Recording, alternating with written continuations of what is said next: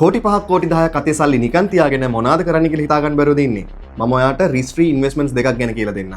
කෝටි 5ක් විදියට example එකක් ගමු. ඔයා කෝටි 2ක් UAE වල ලිනාර් එකේ 2 bedroom beach front ගෙදරක් ගන්න ඉන්වෙස්ට් කරන්න. ඒක ඔයාගේ 10% down payment එක වෙනවා.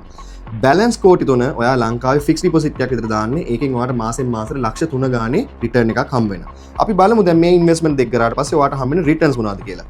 ඔයා UAE වල ලිනාර් වල beach front apartment එකක් ගන්නකොට ඔයාට 10% annual appreciation එකක් එනවා. and ඒකේ rental එකක් විතර 7% ROI එකක් generate කරන්න පුළුවන් annually. එතකොට ඔයාගේ total gross return එක 17% වෙනවා.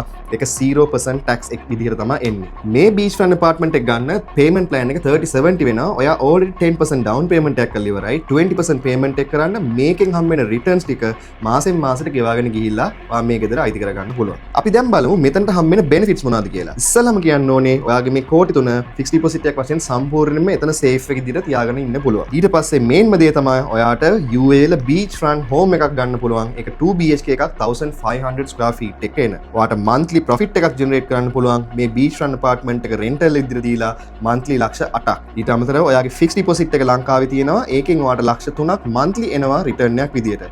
main දේ තමයි ඔයාගේ මේ කෝටි 5ක investment එක කොහෙවත්ම යන්නේ නැහැ. ඔයා ගාම safe විදිහට ඉතුරු වෙනවා. මේ investment එක ගැන detail විදිහට දැනගන්න ඕන නම් මාව contact කරන්න. කෝටි 5ක අතේ තියාගෙන business එකක් කරන්න බැරුව ඉන්න ඔයාගේ යාළුවට මේ වීඩියෝ එක share කරන්න.